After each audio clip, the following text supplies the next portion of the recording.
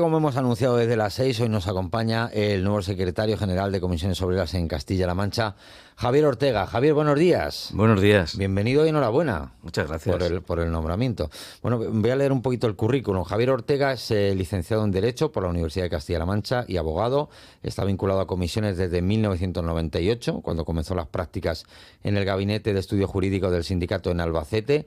En 2001 ocupó la dirección del Centro de Formación en esa provincia. En 2014 se incorporó a la Comisión Ejecutiva Regional para ser secretario de Formación para el Empleo y Formación Sindical. Y desde 2017 hasta ahora ha estado a cargo de la Secretaría de Organización y Finanzas del Sindicato Regional. Y ahora toma el testigo de Paco de la Rosa. ¿Podríamos decir que este relevo, como en el Vaticano, ha sido continuista? Bueno, pues en algún sentido sí, ¿no? Nunca es igual que en el Vaticano, porque esto es absolutamente democrático y al final son los afiliados y las afiliadas, a través de los delegados y delegadas, quien lo elige. Pero sí que es verdad que la comisión ejecutiva que yo encabezo plantea una línea de trabajo que podemos llamar continuista, si por ello queremos hacer referencia a que lo que ha estado haciendo el sindicato durante estos últimos años en Castilla-La Mancha ha estado correcto, ¿no? Yo creo que en ese sentido y con el respaldo que ha tenido esta candidatura, pues podemos destacar que eso es así. He visto los nombres de su nueva ejecutiva. Hay varios nombres que repiten, que ya estaban en esa ejecutiva, pues Nuncia Castelli, Juan Carlos del Puerto, Raquel Payo, que es contertulia habitual de este programa, y los nuevos nombres salen de las direcciones provinciales, o sea que hay gente que ya, como el propio Javier Ortega, gente que estaba allí. Sí, efectivamente, somos un equipo de 9 hombres y mujeres que todos, cada uno en nuestro ámbito, tenemos yo creo que una dilatada experiencia sindical y de responsabilidades, y como decías, se incorporan 2 compañeros que han sido secretarios provinciales de uniones provinciales tan importantes como Cuenca y Ciudad Real. Se incorpora también otro compañero, Ángel, que ha sido el secretario de la federación más importante de Castilla-La Mancha, de Industria. Y la incorporación de la compañera más joven, que es una compañera que se llama Ana, que además ha estado trabajando en la propia confederación sindical como la número 2 del área de juventud en el Estado, con lo cual, bueno, yo creo que configuramos un equipo en ese sentido que tiene una buena carta de presentación, si me permite. Bueno, su primer mensaje tras ser elegido fue para proponer un pacto que permita blindar los servicios públicos. Blindar es sinónimo de proteger, de salvaguardar. ¿Cuál es la amenaza?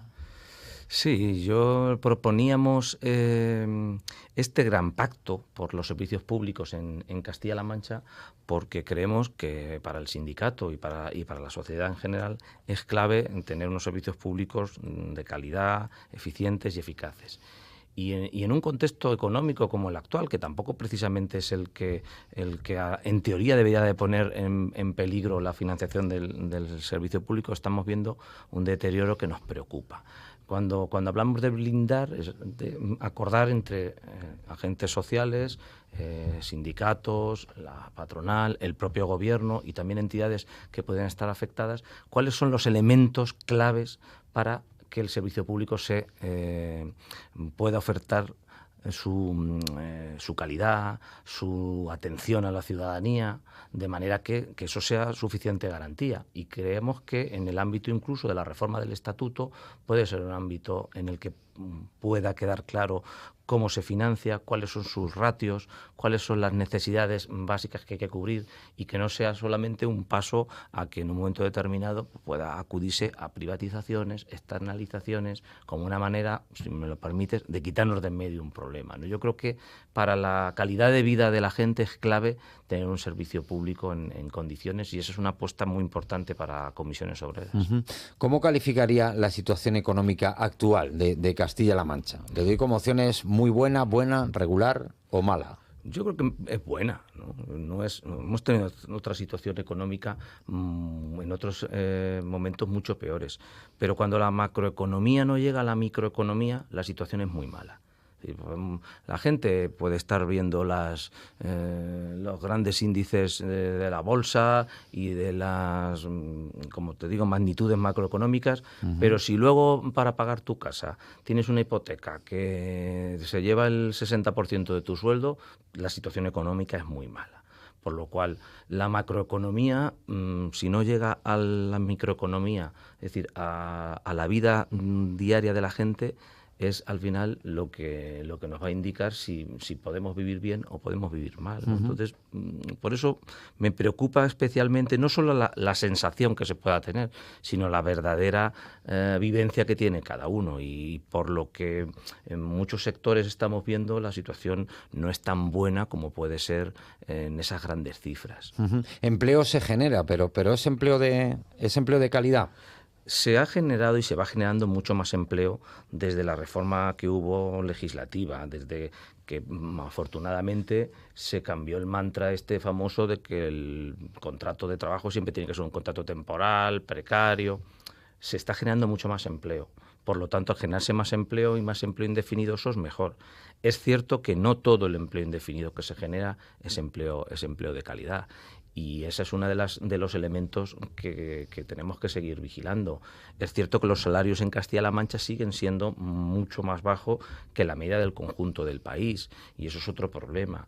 Y bueno, todo eso, junto con lo que comentamos anteriormente, de la necesidad de acudir a unos servicios públicos de calidad que nos puedan permitir acceder a sanidad, educación, servicios sociales, cuidados, que es uno de los grandes retos en los tiempos en los que estamos, pues hace un contexto en ese sentido que es el que nos da la fotografía. Ya. Castilla-La Mancha es una comunidad destacada por su diálogo social, por lo razonablemente bien que se llevan empresarios y sindicatos con la mediación del Gobierno de Castilla-La Mancha. Ahora han cambiado los líderes de los principales sindicatos de UGT, con Lola Alcónez y usted en comisiones. ¿Puede haber cambios en esa buena sintonía o qué trabajos se marcan para que no los haya? Yo espero que no, y que sea algo que destaquemos, el que nos llevemos bien. Eso yo creo que también es para... Pero uno mira en Madrid cómo se llevan los otros y sí que es noticia, ¿no? Es verdad que cuando hablas con compañeros en Madrid o en otros sitios en los que no existe interlocución, no solamente con nosotros, sino tampoco con las entidades patronales, pues es preocupante. Pero bueno, yo creo que Castilla-La Mancha ha sido en eso, y tú lo has dicho, un ejemplo en cómo se ha ido construyendo el diálogo social. Y yo, bueno, con la nueva secretaria de UGT, con Lola, he coincidido varias veces y, bueno, pues la verdad es que creo que vamos a poder continuar una línea de trabajo tanto en el talante como en el contenido que hemos ido desarrollando durante muchos años, porque yo he trabajado muchos años con Paco de la Rosa, he aprendido, espero haber aprendido mucho de él en este sentido, con Juan Antonio Mata, José Luis también, con él José Luis Gil. En mi primera etapa aquí en Castilla-La Mancha, y todos me han enseñado que el diálogo social se construye desde la firmeza, pero bueno, luego hay que llegar a acuerdos. ¿Y con Ángel Nicolás qué tal? Bien. Presidente de la patronal. Bueno, lo conozco también, no he tenido un trato tan directo con él, pero tanto con Ángel como con Mario, en su día Félix, pues bueno, creo que el trato es cordial, pero además cordial porque tiene que ser así, porque de verdad creo que son personas que también llevan mucho tiempo aportando al diálogo social en Castilla-La Mancha. ¿Quiere decir eso que en un momento determinado pues, podamos tener posiciones contrapuestas? Seguro. ¿Que puede haber reuniones duras? Seguro. Ya te digo, estas dos personas, tanto José Luis como Mata, que lamentablemente han fallecido perdido recientemente en un periodo de tiempo tan corto, ¿no? Eso ha sido para nosotros la verdad es que un momento muy doloroso. Yo los he visto ser durísimos en mesas de negociación muy duros y luego llegar a muchos acuerdos y por ello ser valorados. De esto se trata el diálogo social, cuando es diálogo social de verdad, ¿no? Porque a mí me preocupa en este ámbito no tanto la dureza, sino la capacidad que tengamos o el margen que tengamos, que alguna vez el margen es más pequeño, claro, para llegar a acuerdos, ¿no? A veces les puede distanciar medidas que llegan desde Madrid, como la reducción de la jornada laboral que ha impulsado la ministra de Trabajo, que evidentemente los sindicatos lo ven como positivo, y aquí en Castilla-La Mancha la patronal lo ve como inasumible para cierto tipo de empresas, no las grandes, sino las pymes. La patronal lo ve inasumible, me imagino que en todos sitios, ¿no? Especialmente aquí y en cualquier otro lado. Claro que nos distancian esas cuestiones, ¿no? Pero bueno, yo creo que los espacios de diálogo social, los espacios colectivos, pues son en los que hay que debatir y poner sobre la mesa propuestas y datos, y el tema de la reforma laboral yo es que creo que es una demanda tan clamorosa. La reducción de la jornada. Efectivamente, de la reducción de la jornada. Es tan clamorosa en este ámbito que al final lo que habrá que ver es cómo de verdad eso se produce. Fíjate, para mí no es tan importante que al final una ley, que ya veremos, esperemos que sí. A ver si sale. Esperemos que sí, porque yo creo que es un tema, ya te digo, que es un gran clamor social. Pero creo que no es tan importante el reducirlo por ley, sino luego los instrumentos para que de verdad esa reducción sea efectiva, los instrumentos de control y de seguimiento. Seguramente muchas personas que nos estén escuchando digan, bueno, eso está muy bien, pero al final yo voy a seguir echando mis horas Mm. y luego 20...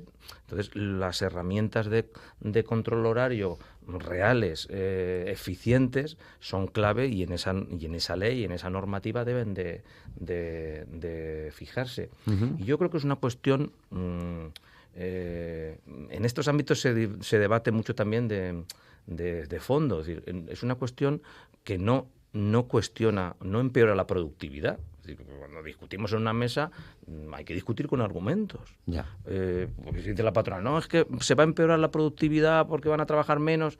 No, la productividad está demostrado que se mejora. Se mejoran las condiciones de productividad de las empresas, se mejora la salud de la gente cuando tiene una jornada laboral más reducida, se mejoran las probabilidades de compatibilizar la vida personal y familiar. Uh-huh. Y sobre todo que no podemos tener la jornada que teníamos en los años 80, que han pasado tantas cosas en el mundo y el contexto laboral, sociológico, no tiene nada que ver. Pero bueno, es verdad que nuestros en este caso amigos de la patronal de Castilla-La Mancha, uh-huh, son muy reacios, pero bueno, yo estoy convencido que vamos a... Les pueden convencer. Vamos a intentarlo. Uh-huh. Otra preocupación es la siniestralidad, que por desgracia nos dejan noticias todas las semanas. Todas las semanas tenemos algún accidente de cierta gravedad. ¿Hacia dónde deben encaminarse las medidas para reducirlos? Sí, la siniestralidad, aparte de una lacra, es una gran preocupación, porque no hay cosa peor que una persona pierda la vida yendo a su puesto de trabajo para ganarse el pan de él y de ella o de su familia, ¿no? Uh-huh. Nosotros hemos instado al gobierno y se está poniendo, no con la velocidad que nos gustaría. Yo sé que al gobierno no le gusta que digamos, es que esto va despacio, pero es que esto va despacio. Yeah. El Instituto de Salud Laboral de Castilla-La Mancha, que es la herramienta que debe aportar un plus a las medidas preventivas. Hay por ejemplo, una cosa tan elemental como las necesidades formativas que pueden tener las personas trabajadoras no existen. Es decir, ahora mismo solamente, y aunque sea un poco inmodesto he de decirlo, comisiones obreras y algunas entidades como la universidad ofertan formación en materia de prevención de riesgos laborales. La cultura preventiva es algo que es muy difícil, como cualquier cosa que queremos cambiar, ¿no? Uh-huh.